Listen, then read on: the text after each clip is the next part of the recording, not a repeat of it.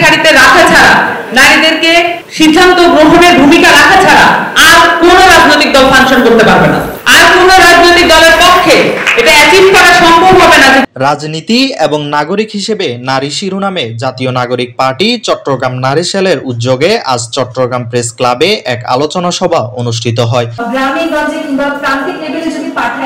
এতে জাতীয় নাগরিক পার্টির কেন্দ্রীয় সদস্য নীলা প্রজের সঞ্চালনায় বক্তব্য রাখেন জাতীয় নাগরিক পার্টির কেন্দ্রীয় যুগ্ম আহ্বায়ক তাসনুবা জেরিন। তিনি বলেন, এনসিপির যে কেন্দ্রীয় কমিটি, এখানে নারী আছে 23 জন। শুরুতে তুলনামূলক কম হলেও এনসিপি বিশ্বাস করে এই নারীদের ছাড়া আগামীতে কোনো রাজনীতি হবে না, কোনো রাজনৈতিক দল দাঁড়াতে পারবে না।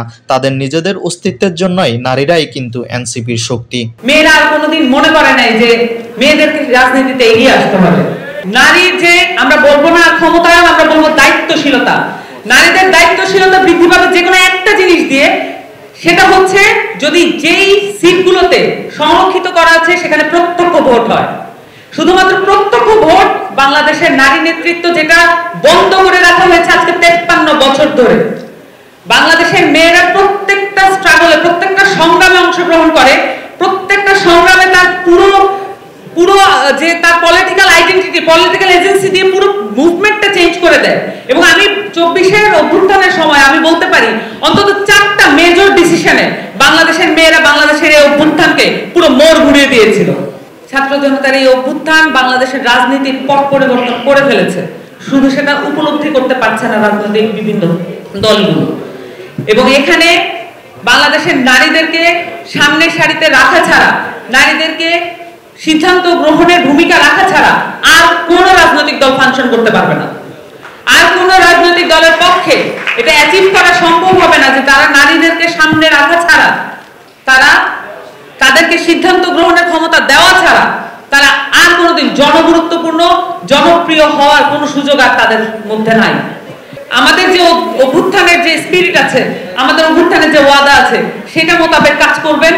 এনসিপি যদি সেই মোতাবেক কাজ নাও করে, আপনারা আমাদেরকে জবাবদিহি তারা আদায় আনবেন। এবং এই জবাবদিহিতার মধ্য দিয়ে আমরা বাংলাদেশের রাজনৈতিক সংস্কৃতি, যেটা পুরনো সংস্কৃতি, সেটা আমরা বদলায় ফেলবো।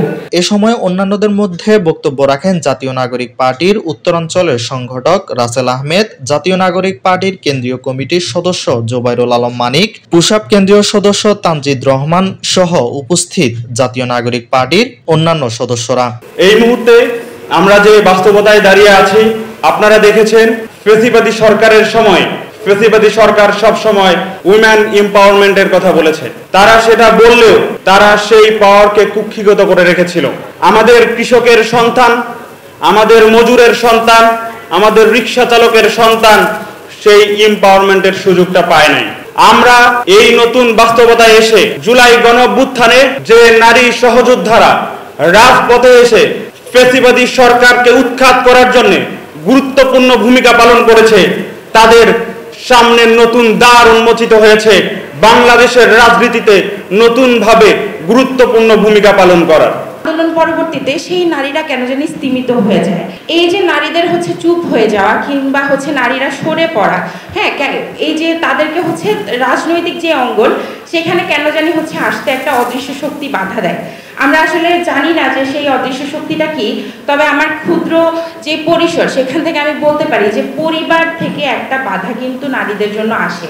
যখন আমরা পরিবার ছেড়ে বাইরে, আমার ঘটনাটা কোন দিনের মনে নাই, একটা আপনারা সবাই দেখেছেন সোশ্যাল মিডিয়ায়, যখন পুলিশ আন্দোলনে বাধা দিচ্ছিল, তখন একটা মেয়ে আইডি কার্ড ছিল আমার পুরোপুরি মনে নাই, পুলিশকে উদ্দেশ্য করে বলতেছে কে এসেছে, অন্য যারা নারী ওখানে যোদ্ধারা ছিল, পুলিশ এসেছে, কি করছে স্বৈরাচারের ভাস আসছে।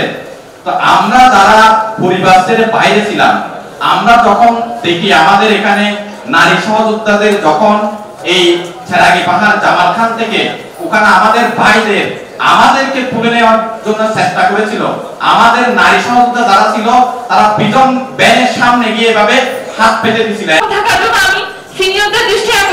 Desk report, Chittagong news.